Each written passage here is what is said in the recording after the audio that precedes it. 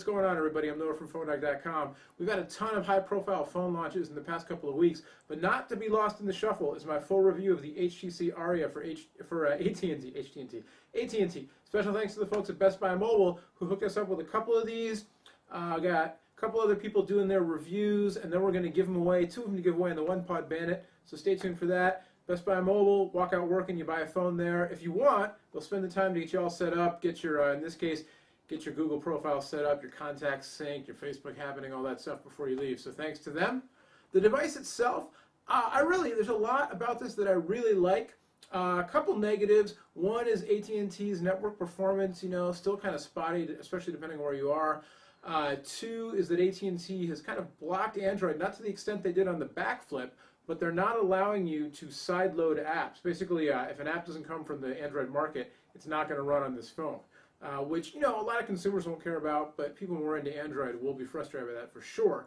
That being said, the phone itself, in general, I think it's really cool. I really like that it's a viable option in this trend of mega phones with the Evo and now the Droid X, 4-inch plus screens, even the Droid Incredible at 3.7. You've got this one, it's smaller, 3.2 inches, provides for a very small design, easily pocketable, and it's interesting because women and people who work in tech, like other tech bloggers I know, whether man or women, really dug the size of this phone.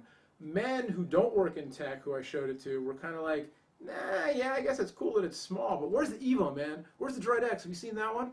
So, take that for what you will, but the small size makes it very pocketable. Put it in a purse, put it in a tight jeans pocket. If you're me, put it in a loose jeans pocket. But you still have, full web browser, full Android, notifications. You've got your headphone jack on top so you can listen to music. A lot going for this phone that's really nice. A couple drawbacks related to the size, but in general, I think it's a, it's a good device, but $130 on contract through AT&T, that's a tough sell because you've got, the new iPhone at $199, the iPhone 3GS at $99 now on AT&T, or if you really want an Android phone, there are perhaps sexier options, or at least options that aren't kind of hamstrung by AT&T on the other carriers right now. Lots of Android phones, they're keeping me busy, believe me. Anyway, we'll take a closer look, but in general, I'm digging the Aria, and that Ferrari yellow back panel on the inside, definitely pretty cool too. Let's check it out. All right, so I've had the Aria for a couple weeks now. Used it exclusively as my personal device for several days, and then over the last week or so, I've been kind of coming back to it as I've been trying out. Like I said, these other phones, you've got the iPhone 4, you've got the Droid X, you've got the Galaxy S, which I have the unlocked version, but they just announced the versions for the US market. All kinds of phones, so it's been interesting to kind of come back to the Aria. And basically, I won't go in depth in terms of the software and features because either, you saw the unboxing video. If you saw that,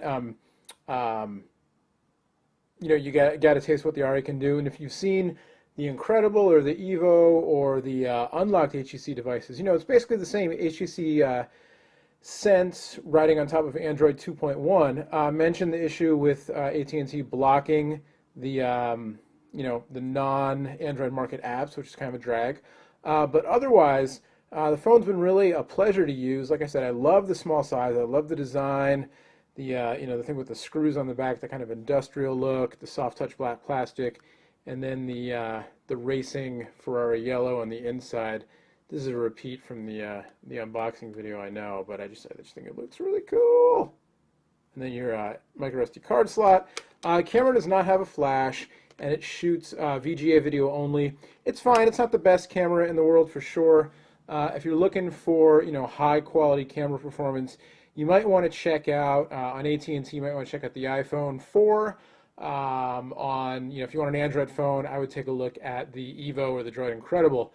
Slightly better cameras than this one, but for a camera phone, it's fine. It's generally speaking, you're gonna be able to grab your pictures and your videos and stuff. In general, performance has been pretty good. It's got Wi-Fi, as you can see, and then 3G on AT&T's network.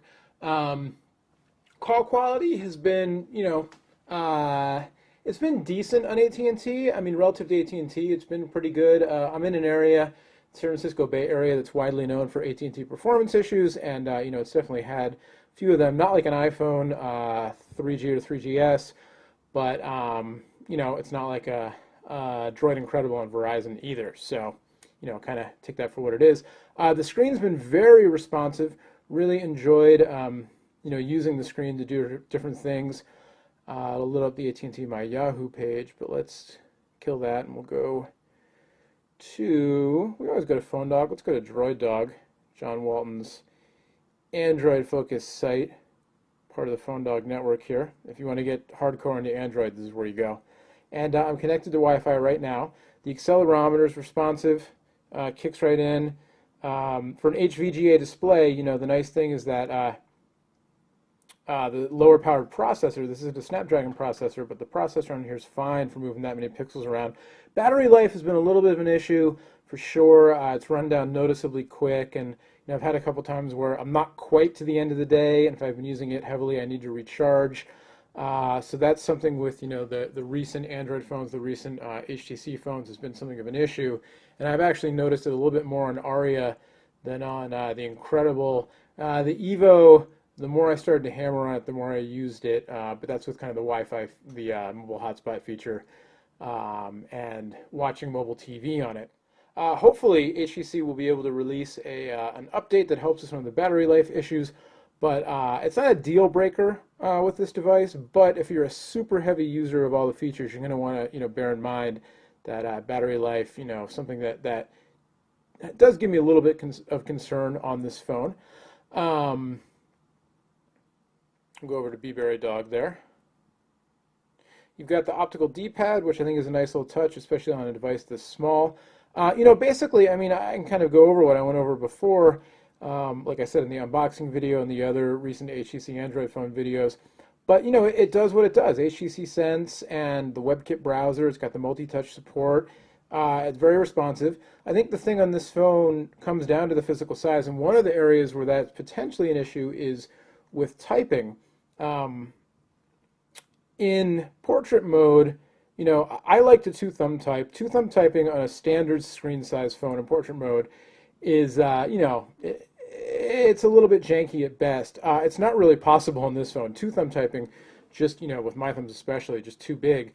One-thumb typing, I kind of found that I have to take my time a little bit more on this phone than on 3.5 or larger inch screen, 3.5 inch or larger display. Trying to go quickly on this phone, I definitely made more errors than I'm used to. I think it's totally doable. You just kind of have to be a little more careful. The widescreen mode actually works quite well, and again, I can't type quite as fast. If you watch the unboxing video, I was kind of like, oh wow, this is actually pretty good. I think it'll be fine.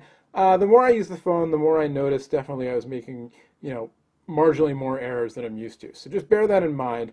I think what's nice about this phone, or somebody who might really like this phone, is somebody who actually likes the old T9 style typing, but wants a full-on smartphone or a full-on Android phone. And so you can switch your input methods. Go to Settings, Keyboard, Touch Input, Keyboard Types, and we'll go to Phone Keypad. We'll go back to the internet here. Let's do it from here. And so now you've got the T9 style. And so for, there are lots of people who are just got so good at texting on, remember the old phones with keys on those phones, that they prefer this style, or they're very fluent with it. And if that's you, this might be the phone for you, because you get the best of a lot of worlds with the small size, the full features, great screen, and then if you can do the T9 style, all the better. You get a 2 gigabyte micro SD card. Micro SD cards aren't all that expensive, but again, looking at the price of this phone relative to some of your other choices, that's something else you're gonna have to tack on if you want to do, store a lot of media on it, that kind of thing. Widget performance has been good. The apps have run smoothly. I've got capacitive touch buttons on the bottom there, so some people don't like the capacitive touch buttons. So if that's you, bear that in mind. But they work just fine. You've got the HTC Leap, so you get the overview of the different screens. Again, all in all, solid performer, with the exception of the battery life issue that I'm a little bit worried about.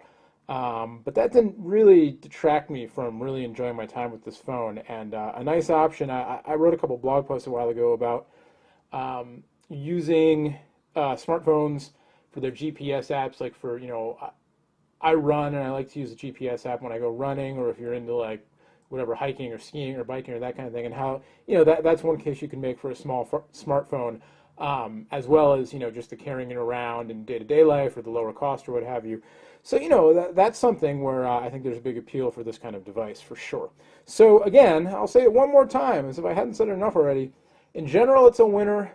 In terms of pricing on the network and other options, that's going to be up to you, but definitely I could see opting for an iPhone on AT&T or an Android phone on a different market to get a little bit more bang for your buck if you're looking for the most performance ever. And the battery life issue is something that hopefully can be corrected with a software update in the near future, but I don't have any specifics on that, so I'm not promising anything. But otherwise, aside from that, it's a thumbs up for me. I definitely enjoy the Aria. I think it's cool to see, with all these giant mega screen phones, it's cool to see the smaller phones, because there's just something cool about lots of features and functionality packed into a little tiny piece of gadget. So there you go. Until next time, my name's Noah. Thanks for watching. Much more on the Aria. All the other phones coming out, there's a ton of them. Here's just a couple. Over, get these out of here. This is all about me. Over on phonedog.com, and like I said, droiddog.com for all your Android needs. Till next time, we'll see you later. Bye-bye.